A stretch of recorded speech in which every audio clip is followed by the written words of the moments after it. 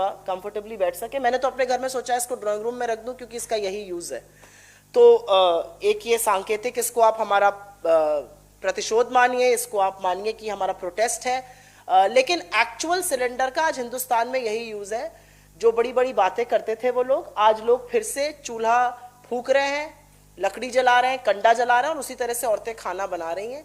क्योंकि मुझे ऐसा लगता है कि दम्भ और अहंकार में चूर्ण मोदी सरकार ये भूल चुकी है कि आम आदमी पर क्या बीत रही है।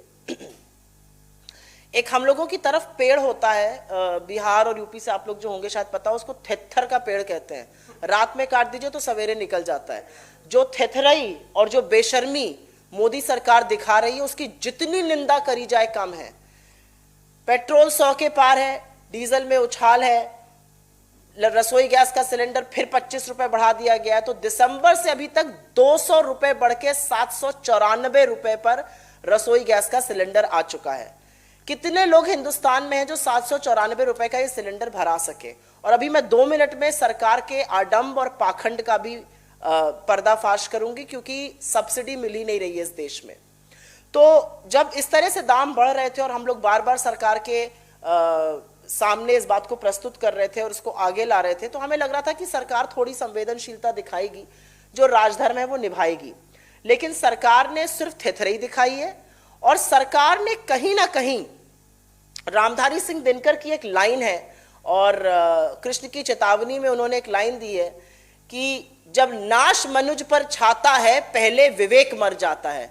आप उसको विवेक कहिए, आप उसको राजधर्म कहिए, आप उसको संवेदनशीलता कहिए, जो भी कहिए, जिस नाम से आप पुकारिए, इस सरकार की नैतिक मौत हो चुकी है।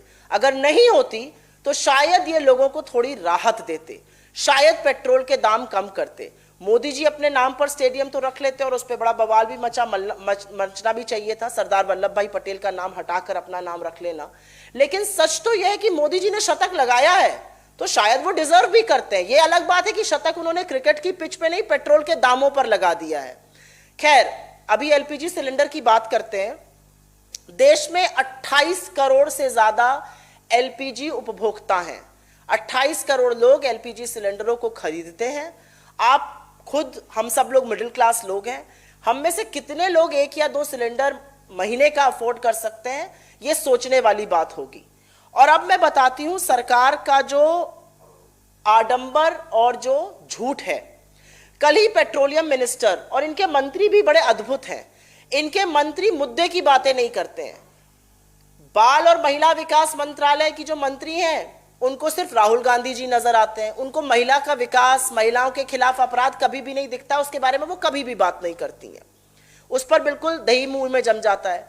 धर्मेंद्र प्रधान जी सारी बातें करेंगे, ट्विटर पे और फेसबुक पर टाइम जाया करेंगे और झूठ बोलते हैं जब टीवी चैनलों पर आते हैं कि नहीं नहीं हमने दामों में, हम क्या कर सकते हैं। आप बहुत कुछ कर सकते हैं। आपने एक्साइज बढ़ाया, आप कहते हैं सब्सिडी है, सब्सिडी बिल्कुल नहीं है। और इसका साक्ष्य और प्रमाण ये है, और एक ये छोटी सी टेक्निकल सी बात है, एक मार्केट प्राइस होता है, एक कंट्रोल्ड प्राइस होता है।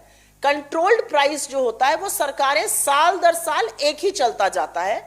मार्केट प्राइस और कंट्रोल्ड प्राइस के अंतर पर ही सब्सिडी मिलती है। तो मान लीजिए आज मार्केट प्राइस 794 है और कंट्रोल प्राइस मान लीजिए 600 है, तो 194 रुपए की सब्सिडी आपको मिलेगी। लेकिन इस सरकार ने मार्केट प्राइस और कंट्रोल्ड प्राइस को एक ही कर दिया है। 794 रुपए, जो 25 रुपए अभी बढ़े, जो 50 रुपए पहले बढ़े थे, जो 100 रुपए बढ़े थे, जो 25 रुपए बढ़े थे दिसंबर से लेकर अभी तक, फरवरी में ही 50 रुपए, 25 रुपए और अब फिर से 25 रुपए, 100 रुपए बढ़ाए हैं। जो ये बढ़े हैं, ये कंट्रोल्ड और मार्केट प्राइस अब एक हो चुका है। तो क्योंकि वो एक हो चुका है, सब्सिडी शून्य है। तो ये लोग सबसे पहले तो झूठ बोलना बंद करें। इनका जो कंट्रोल प्राइस है और मार्केट प्राइस एक है, इसलिए लोगों को सब्सिडी नहीं मिल रही है, पहली बात। और इसका साक्ष्य प्रत्यक्षम किम प्रमाणम कहा गया है कि प्रत्यक्ष को प्रमाण की क्या जरूरत है। इसका साक्ष्य इस साल का बजट है। 38,000 करोड़ की फ्यूल सब्सिडी को घटाकर 12,000 करोड़ इस साल के बजट में कर दिया गया है। 3 गुना उसको इसलिए घटा दिया गया है क्योंकि सरकार ने मन बना लिया है कि आपकी जेबों पर डाका डाला जाएगा, आपकी रसोई गैस में उछाल होगी, आपके चूल्हे में आग लगेगी, लेकिन सरकार अपना मोटा रोकड़ा कमाती जाएगी।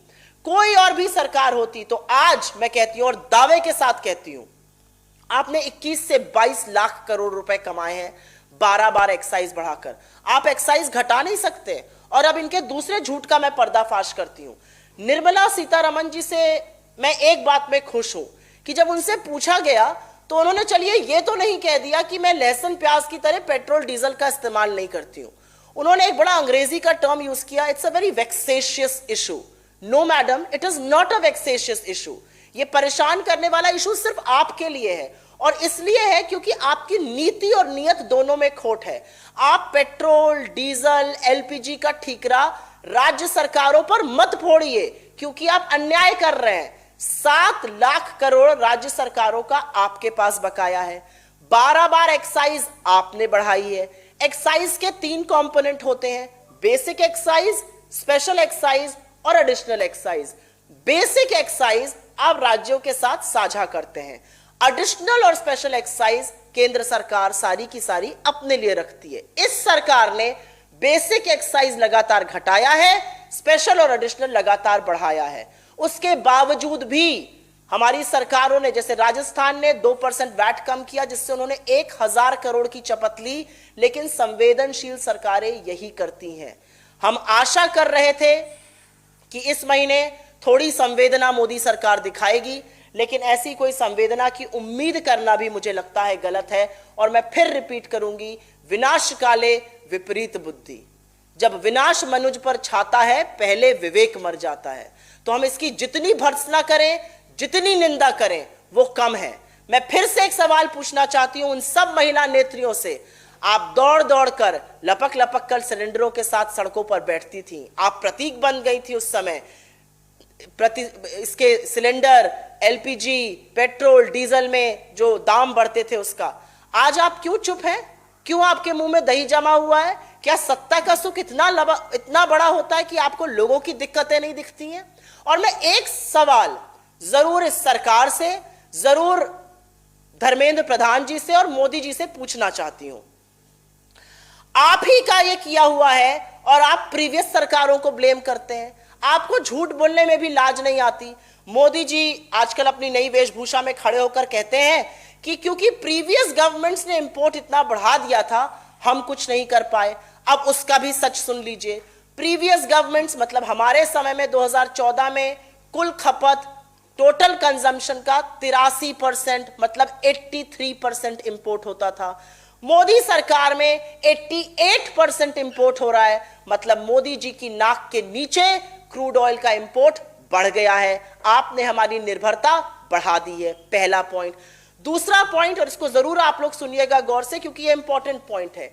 ये इसलिए नहीं बढ़ा है क्योंकि हम और आप ज्यादा ईंधन यूज कर रहे हैं।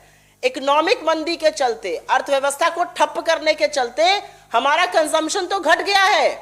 ऑयल कंजम्पशन का रेट हमारे टाइम पर लगभग 7% था, अब वो महज 2% है। 6.7% हमारे टाइम पर था, 2.2% इनके टाइम पर है। तो खपत घट गई है। उसके बाद भी इंपोर्ट क्यों बढ़ रहा है? क्योंकि हमारी ऑयल प्रोड्यूसिंग कंपनीज जैसे कि ओएनजीसी हो गया, ऑयल इंडिया हो गया, ये कम ऑयल प्रोड्यूस कर रही हैं। और ये कम ऑयल क्यों प्रोड्यूस कर रही हैं? इसमें भी एक बहुत बड़ा षड्यंत्र है। ये कम ऑयल इसलिए प्रोड्यूस कर रही हैं क्योंकि सरकार ने इनके खजानों पर डाका डाला है। ओएनजीसी का 2014 में एक्सप्लोरेशन का बजट, जब ऑयल एक्सप्लोर होगा तभी ऑयल मिलेगा, एक्सप्लोरेशन का बजट लगभग 12,000 करोड़ रुपए होता था। 2020 में वो आधा हो गया है, 6,000 करोड़ रुपए हो गया है। तो वो कम एक्सप्लोर करेंगे, कम ढूंढेंगे और कम ऑयल निकालेंगे। ये इसी सरकार में मोदी जी की नाक के नीचे हो रहा है। ओएनजीसी के कैश रिजर्व्स लगभग 12,000 करोड़ रुपए होते थे, आज वो कैश रिजर्व्स 1,000 करोड़ रुपए से कम हो गए। 91% की गिरावट हो गई है। क्यों? क्योंकि सरकार ने एचपीसीएल जबर रन खरीदवाया ओएनजीसी से, अपने डाइवेस्टमेंट फिगर्स पूरे करने के लिए। तो दूसरों पर जब आप उंगली उठाते हैं ना मोदी जी, तो 4 उंगलियां आपकी तरफ उठती हैं। आप ये भूल जाते हैं कि आप ही की नाक के नीचे आपने इंपोर्ट बढ़ाया, हमारी निर्भरता बढ़ाई, आप ही की नाक के नीचे खपत घटी क्योंकि आपने इकोनॉमी का तो मटिया मेट कर दिया है, आप ही की नाक के नीचे हमारी oil producing companies come oil produce कर रही है क्योंकि आपने उनके खजानों पर डाका डाला हुआ है। तो कुछ बातों का जवाब तो आपको देना पड़ेगा। पहला जवाब आपको देना पड़ेगा कि आप इतने निष्ठुर और निर्दयी क्यों हैं। आप क्यों गैस के दामों में जबरदस्त उछाल ला रहे हैं। आपने किस नैतिकता से आज 25 रुपए दाम बढ़ा दिया। आपने शतक लगा दिया पेट्रोल पर, बड़ा कीर्तिमान आपने स्थापित किया। कब आप एक्साइज घटाइएगा। आप क्यों लगातार झूठ बोलते हैं कि सरकार, राज्य सरकारें कम कर सकती है। राज्य सरकारों के पास राजस्व नहीं है। कम अगर कोई कर सकता है तो केंद्र सरकार कर सकती है। आप कम क्यों नहीं कर रहे हैं। और हमारा अंतिम सवाल इस सरकार से यह है, आप लगातार एलपीजी पर लगी हुई सब्सिडी पर झूठ क्यों बोलते हैं। सच तो यह है कि आपने मार्केट प्राइस और कंट्रोल्ड प्राइस को एक कर दिया है, सब्सिडी की गुंजाइश ही नहीं रह गई है, लेकिन आप लगातार झूठ बोलते हैं। तो इतना अनैतिक, इतना भ्रमित करने वाला काम आप क्यों करते हैं, यह सवाल आज देश जानना चाहता है। I will quickly make a brief statement in English. As you can see, we are sitting here on empty gas cylinders because I don't think any of us have the wherewithal to get these cylinders refilled. So they are best kept as showpieces. We are perhaps now looking to use them as tools. Maybe the next time you come, we will place some of these for you, for your comfort. We'll also place some cushions. I think this is perhaps the best use of empty gas cylinders. We expected this government to bring down prices. What do they do instead? Prices are further escalated by 25 rupees per cooking LPG gas cylinder. At some point in time, this government has to answer very, very pertinent questions. Why are you anti-people? Why are you raising prices? Why are you not rolling back the excise duty hikes? And I want to lay some bare minimum facts for your consumption. This government did not just increase prices, they also lie through their teeth. The Prime Minister gets up and says, because the previous governments were importing, I am helpless. That is absolute nonsense. This is absolutely a big lie. Because the Prime Minister, under his very nose and in his tenure, our imports of crude oil have gone up from 83% in our tenure to 88% in their tenure. And it is not because we are consuming more. Actually, due to the economic slowdown, we are consuming a lot less. Our consumption growth rate has dipped from 6.7% to 2.2%. It is because he has ensured that ONGC explores less. ONGC had funds worth 12,000 crore rupees earlier. ONGC is now left with exploration funds of only 6,000 crore rupees. Why have those funds been halved? ONGC, which was sitting on cash reserves of 11,000 crore rupees, today has cash reserves of less than 1,000 crore rupees because they made ONGC forcibly buy HPCL, and because of that, ONGC has been left with very, very little cash reserves. So why are you so anti-people? Why are you not rolling back prices? And this government has the audacity to lie about subsidy on LPG cylinder. The reality is that this government has made market and control prices same. It is the difference between market prices and control prices which is the subsidy. So if you were paying 794 rupees as market price for LPG and the controlled price was 500, you would have got 294 rupees as subsidy. But this government, because it has raised prices so often and so frequently, from December to now, prices have gone up by 200 rupees. LPG cylinder in Delhi now costs 794 rupees. And because they have been raising prices so frequently, the market and the control prices are the same and there is no subsidy. So Mr. Dharmendra Pradhan, firstly stop lying to the country about paying subsidy on LPG cylinder. And it is very evident. In your budget this year, Ms. Nirmala Sitharaman has put fuel subsidy at 12,000 crore rupees, which is 1/3 of what it was last year. So the path we are going to take, the direction the fuel policy is headed in is very, very simple. There will be no subsidies. There will be no relief for the common man. You are being burdened by an economic slowdown. You may have seen job losses. You may have seen wage erosions. But too bad, this government doesn't care.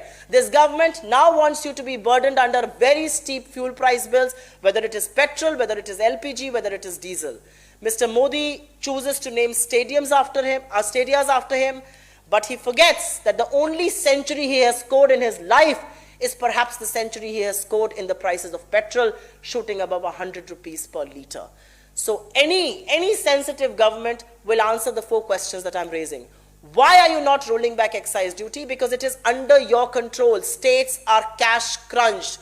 You are sitting on 7 lakh crore worth of state finances. You have consistently raised special and additional excise and reduced basic excise. That's the only excise you share with states. So you have starved states of funds. That's the first point. Why are you not rolling back the excise? Why are you consistently lying on subsidy? Because there is no subsidy on LPG. Market and control prices are the same.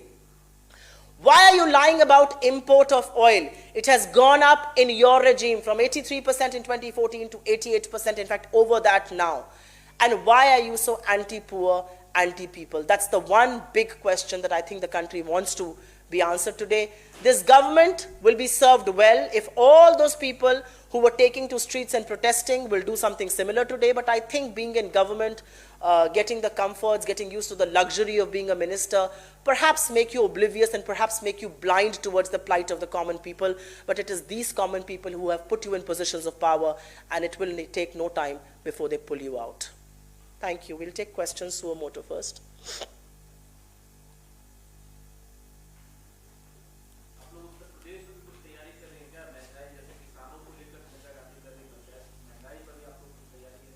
Uttar Pradesh से पहले मैं कोई सवाल अगर इस पर आज की प्रेस कॉन्फ्रेंस एलपीजी पर हो तो मैं जरूर आंसर करूंगी।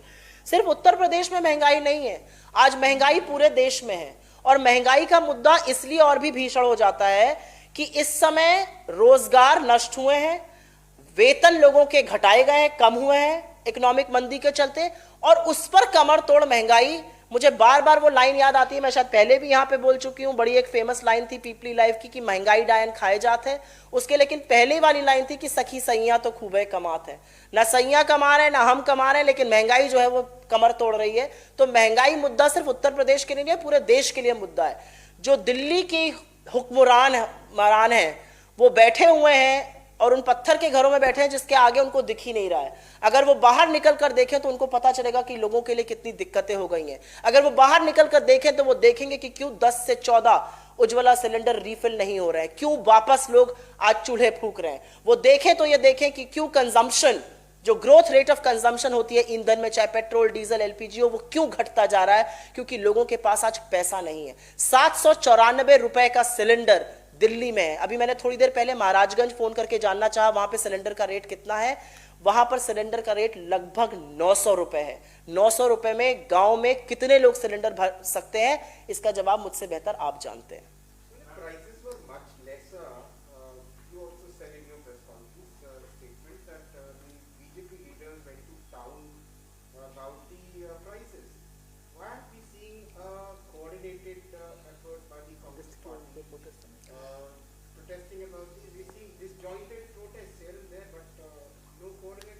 I appreciate your question, but I'm not going to nail you for the blame. We have been consistently raising our voice against this, even at the level of district and tehsil headquarters. The reality is that sections of the media will not show you that. Sections of the media will not amplify that like they did when we were in government, and rightly so. The media is the 4th pillar of the democracy. You are supposed to raise questions of pertinence. You are supposed to raise voices of the common man. I'm not apportioning any blame on you, but I wonder how many channels are today showing the district level protests that are happening as far as steep fuel price bills are concerned. I don't think too many. Sorry?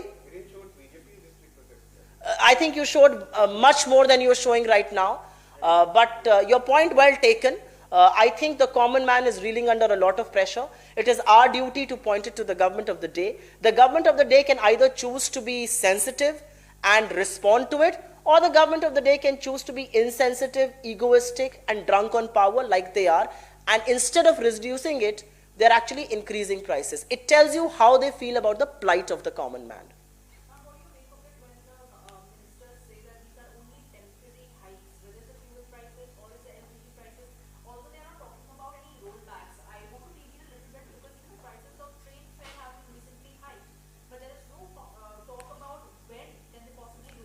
So, sure.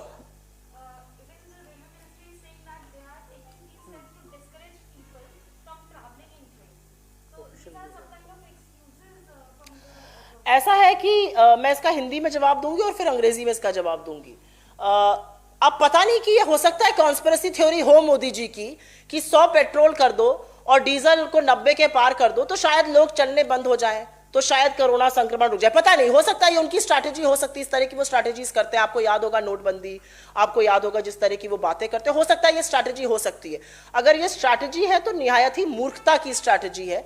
लोग आज चल रहे हैं, और आपने क्योंकि railway की बात करी, तो रेलवे फ्रेट किसी भी चीज का दाम बढ़ेगा अगर पेट्रोल और डीजल का दाम बढ़ेगा। भाई फ्यूल इन्फ्लेशनरी होता है, आपको सब्जियों का, फलों का, रोजमर्रा की चीजों का, दूध का दाम अभी बढ़ेगा। और इसीलिए मैं कहती हूं इस सरकार को, इसके सरकार के दाहिने हाथ को बाएं हाथ की इकोनॉमिक्स की समझ नहीं है, क्योंकि अगर होती तो ये मूर्खता वो ना करते। इन्फ्लेशन ऑलरेडी बढ़ रहा है, प्राइस को कंट्रोल करते, लेकिन वो प्राइस को कंट्रोल नहीं करेंगे। तो कहीं ना कहीं सरकार को पता ही नहीं है। क्योंकि आपने रेलवे की बात करी, मैं रेलवे पर एक बात और कहना चाहती हूं। इस देश में हवाई जहाज चल रहे हैं, इस देश में कारें चल रही हैं, इस देश में ट्रक चल रही है, इस देश में हर तरह का संसाधन चल रहा है, इवन बसेस चल रही हैं। लेकिन रेलवे जो है वो 65% कैपेसिटी पर चल रहा है। क्यों भाई? क्योंकि रेलवे जो है वो गरीब आदमी की सवारी है। तो गरीब आदमी को घर बिठा दो, और इन रूट्स को क्योंकि आपको प्राइवेटाइज करना है तो आप पहले तो किराया बढ़ा दीजिए। और इतना बड़ा स्कैम है इंडियन रेलवे में कि अगर आज आपको 200 किलोमीटर की यात्रा करनी है, 250 किलोमीटर की यात्रा अगर मुझे गोरखपुर से लखनऊ की करनी है, तो मैं 250 किलोमीटर का टिकट नहीं ले सकती हूं।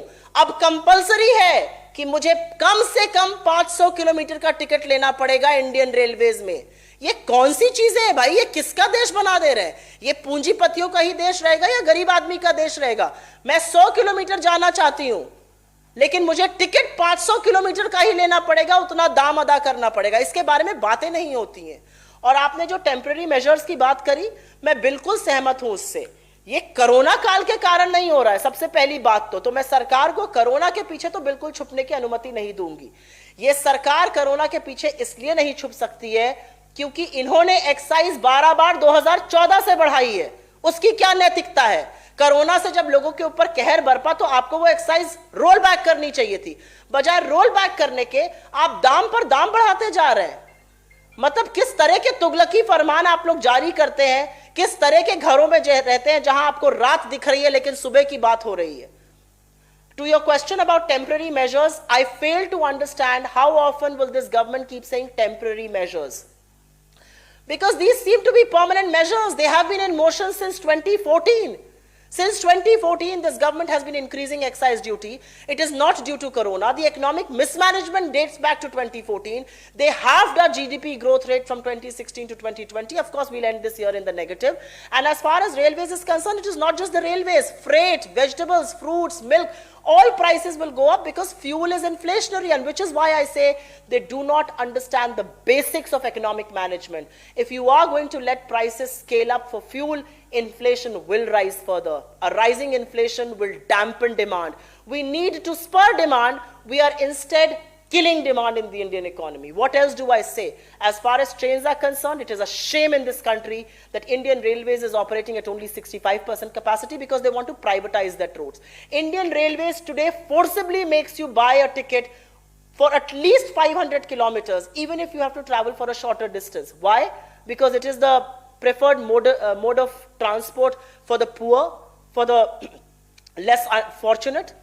What sort of things are happening in this country? And there are no questions that this government is willing to answer. Siddharth, you had a question.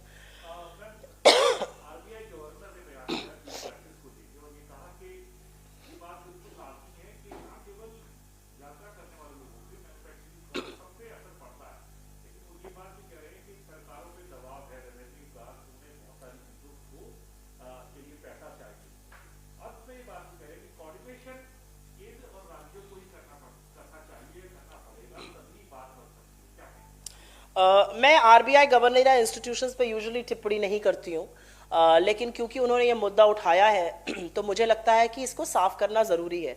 वो फाइनेंस में सेक्रेटरी भी रह चुके हैं, तो वो भली भांति जानते हैं कि फ्यूल का प्राइस बढ़ना, चाहे वो पेट्रोल हो, चाहे वो डीजल हो, चाहे वो एलपीजी हो, वो इन्फ्लेशनरी होता है। वो हर चीज़ का दाम बढ़ाएगा, हर चीज़ का दाम बढ़ेगा तो उनको खुद पता है कि उनको रेट बढ़ाना पड़ेगा। इंटरेस्ट रेट बढ़ेगा मतलब जो थोड़ी बहुत डिमांड, थोड़ी बहुत मांग आज इकोनॉमी में है वो भी ठप हो जाएगी, वो भी खत्म हो जाएगी। वो अच्छी तरह से जानते हैं। जहां तक संसाधनों और केंद्र और राज्य सरकारों को मिलकर करने की बात है, मैंने आपको 2 फिगर बताए थे। राज्य सरकारों के पास आज राजस्व नहीं है। 7 लाख करोड़ राज्य सरकारों का केंद्र सरकार के पास बकाया है, जो वो उनको नहीं दे रही है। केंद्र सरकार ने बहुत ही चालाकी से जो एक्साइज ड्यूटी बढ़ाई है लगातार, वो बेसिक एक्साइज को घटाया है, स्पेशल और एडिशनल एक्साइज को बढ़ाया है। स्पेशल और एडिशनल एक्साइज केंद्र सरकार पूरी अपने लिए रखती है और बेसिक एक्साइज वो राज्यों के साथ साझा करती है। तो जो साझा पूल था उसको आपने घटाने का काम कराया और जो आप अपने लिए रखते हो उसको बढ़ाने का काम किया। अगर आपने बजट में भी देखा हो तो 4 और 2.5 रुपए की जो सेस लगाया गया है वो पूरा केंद्र सरकार रखेगी। एक्साइज ड्यूटी स्ट्रक्चर चेंज किया गया है, सेस पूरा केंद्र सरकार रखती है, उसका राज्यों में कोई साझा नहीं होता है। तो राज्यों की तरफ इशारा करना, राज्यों को कहना कि आप मिलकर कुछ करिए, मुझे लगता है ये अनैतिक है। मुझे लगता है ये दिवालियापन दिखाता है सरकार का, दिमागी दिवालियापन, नैतिक दिवालियापन भी दिखाता है। सारा का सारा एल्बो रूम, सारे के सारे संसाधन आपके पास है, लेकिन आप कुछ नहीं करेंगे। मुझे हंसी तो आती है वित्त मंत्री पर, जो कहती हैं कि कंपनीज आर इंडिपेंडेंट। कंपनीज की मेजॉरिटी शेयर होल्डर तो अभी तक मुझे लगता था गवर्नमेंट ऑफ इंडिया है। अब लास्ट मुझे नहीं पता कि अगर आईओसी और ओएनजीसी वगैरह भी बिक गए हो, मुझे नहीं पता, लेकिन अभी तक जहां तक जानकारी थी majority share holder government of India है। और गवर्नमेंट ऑफ इंडिया जब चाहती है तो दाम बढ़ते हैं, जब चाहती है तो दाम कम होते हैं।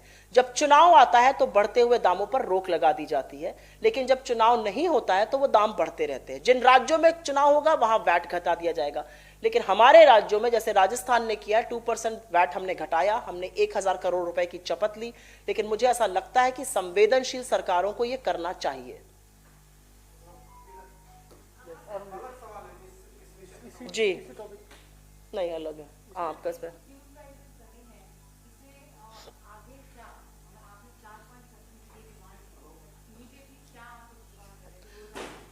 मुझे लगता है सबसे पहले तो बिना 1 मिनट भी व्यर्थ किए आज ही के आज एक्साइज रोल बैक अनाउंस होना चाहिए। जो आपने 12 बार एक्साइज बढ़ाकर 22 लाख करोड़ रुपए कमाए हैं।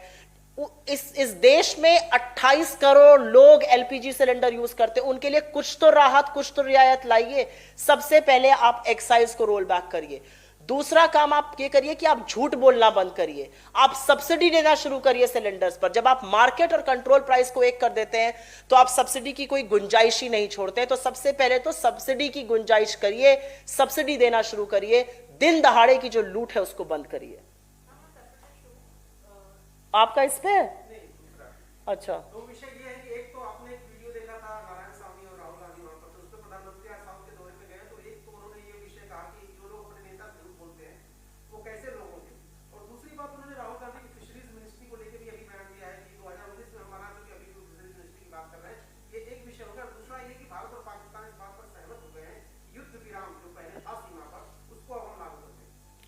मैं पहले तो जो मोदी जी की बातें हैं उनको उस पर जवाब दूंगी। आपने कहा जो नारायण स्वामी जी की बात थी और आपने एक बात कही फिशरीज मिनिस्ट्री की। मुझे लगता है कि ये जो ढोंग और ये जो इसको आप लोग जरूर ध्यान से सुनिएगा, बिकॉज इस पर मैंने थोड़ा सा रिसर्च किया है। एक ये जो लॉबी चल रही है कि फिशरीज मिनिस्ट्रीज, ये भ्रमित करने वाली लॉबी है। गिरिराज सिंह को मैं मूर्खाधिराज सिंह ऐसे ही नहीं कहती हूं, उनको शायद रिजाइन कर देना चाहिए। और इसलिए रिजाइन कर देना चाहिए क्योंकि वो बात को तोड़ मरोड़ करके प्रस्तुत करते हैं। आप में से बहुत लोग मिनिस्ट्री ऑफ फाइनेंस कवर करते हैं। मिनिस्ट्री ऑफ फाइनेंस में कुछ डिपार्टमेंट्स हैं, department of economic affairs, department of revenue, department of financial services, department of expenditure, लेकिन ये सब साथ में मिनिस्ट्री ऑफ फाइनेंस कहलाते हैं। वैसे ही ministry of animal husbandry, fisheries और डेयरी में डिपार्टमेंट ऑफ फिशरीज है।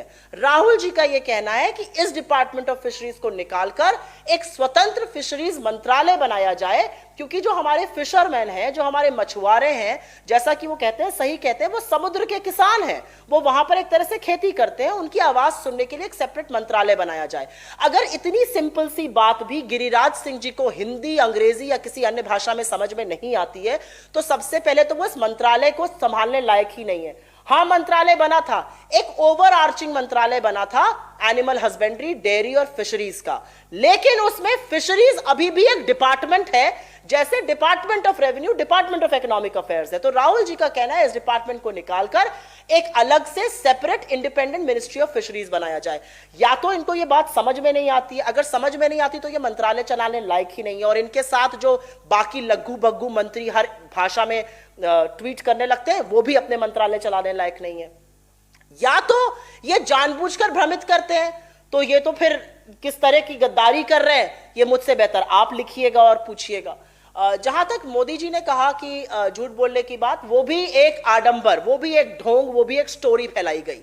मोदी जी पहले तो आप ये डिसाइड कर लीजिए कि आप दक्षिण भारत को तिरस्कृत करना, दक्षिण भारत को अपमानित करना कब छोड़िएगा। मुझे पता है आपके हृदय में दिक्कत है, आपकी तमिलनाडु में 0 सीटें हैं, आपकी केरला में मात्र 1 सीट है, आपकी आंध्र प्रदेश में 4 सीटें और तेलंगाना में 5 है। मुझे पता है दक्षिण ने आपको निकाल बाहर फेंका हुआ है, आपके हृदय में उसका दर्द है, लेकिन उस दर्द से आप दक्षिण को अपमानित करना छोड़ दीजिए। यह देश एक सूत्र में पिरोया हुआ है, और इस देश को एक सूत्र में पिरोने का काम हमारे आजादी के महानायकों ने किया था, जिसमें से एक सरदार वल्लभ भाई पटेल थे। उत्तर, दक्षिण, पूर्व, पश्चिम इस देश का एक है, उन्होंने इस देश को एक में पिरोया था। आपने उनकी विरासत को हड़पना चाहा, जब वो नहीं कर पाए तो उनका नाम हटाकर अपना नाम लगा दिया। शायद आरएसएस को 1948 में बैन करने का आपने बदला उनसे लिया, लेकिन इतना भी उनको अपमानित मत करिए कि जिस देश को एकजुट करने में लोग शहीद हो गए और हमारे लोगों ने शहादत दी, उसको आप विभाजित करने में, उसको अपनी संकीर्ण मानसिकता से विभाजित करने में आप लगे। थोड़ी शर्म करिए, आप इस पूरे देश के, आप 135 करोड़ भारतीयों के प्रधानमंत्री हैं। इतनी छोटी बातें, इतने छोटे मन से सरकारें नहीं चलाई जाती हैं। देखिए, मैं शांति का जहां पर भी हो स्वागत करती हूं। हमारे सेना का शौर्य और पराक्रम का कोई सानी नहीं है। हमारे सेना और शौर्य के पराक्रम के सामने बड़े बड़े लोग झुकते हैं।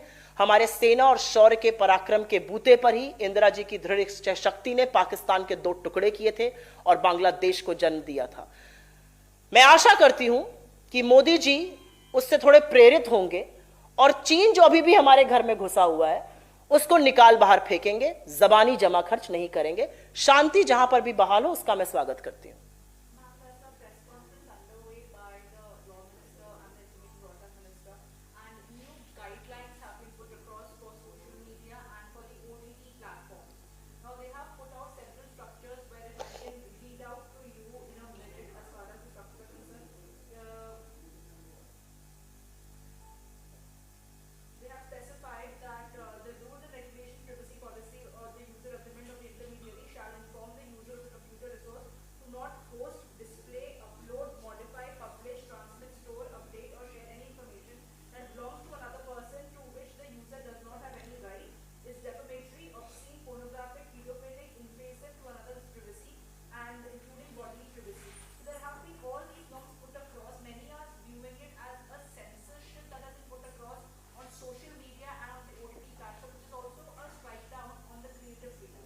Look, any measures to check pedophiles, any measures to check child pornography or anything like that is welcome. I think those measures need to be taken. We need to have a more safe society for our children, for our women.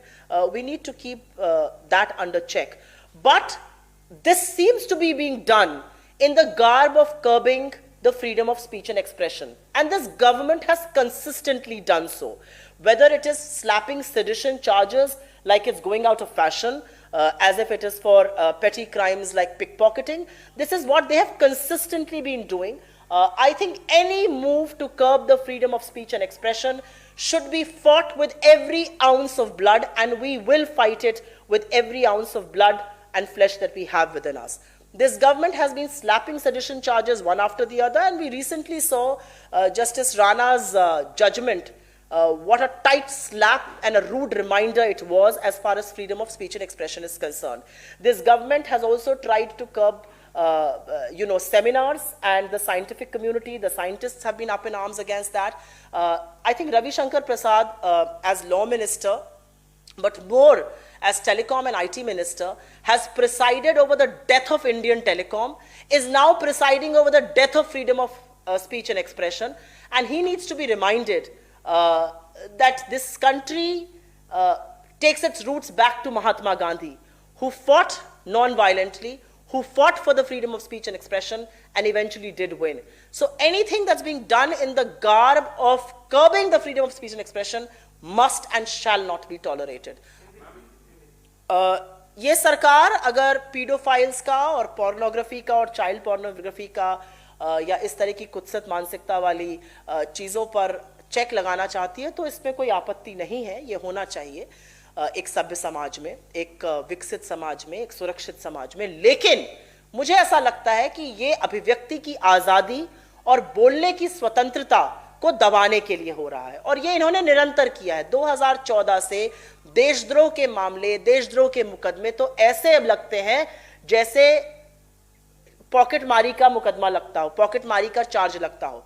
और अभी 4 दिन पहले ही justice Rana ने दिशा रवि की bell देते समय जो खरी खोटी सरकार को सुनाई है, जो ऑब्जर्वेशंस सुनाए हैं, 5000 साल पुरानी हमारी संस्कृति की बात करते हुए ऋग्वेद को भी कोट करके बताया है कि डाइवर्जेंट व्यूज की जरूरत है। मुझे ऐसा लगता है कि लोकतंत्र में ऐसी सरकारों को वो सुनना चाहिए। लोकतंत्र में अभिव्यक्ति की आजादी को खत्म करना और पीछे से आड़ से आके खत्म करना अलोकतांत्रिक सरकारें करती हैं। लेकिन शायद मोदी जी ये भूल जाते हैं कि ये गांधी का देश है, ये हिटलर का नाजी जर्मनी नहीं है। यहां पर आप जितना स्वतंत्र आवाजों को, सशक्त इरादों को दबाइएगा, उतनी ही बुलंदी से वो और निकलेंगे और आपसे सवाल पूछेंगे, आपसे कड़े जवाब मांगेंगे। Are we done? Thank you very much. Thank you.